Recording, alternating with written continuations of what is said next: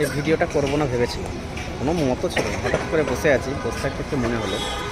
রাত্রিতে বাজে এখন 11:31। শুধু একবার বর্ধমান স্টেশনে এই চিত্রটাকে দেখানোর জন্য ভিডিওটাকে অন করি।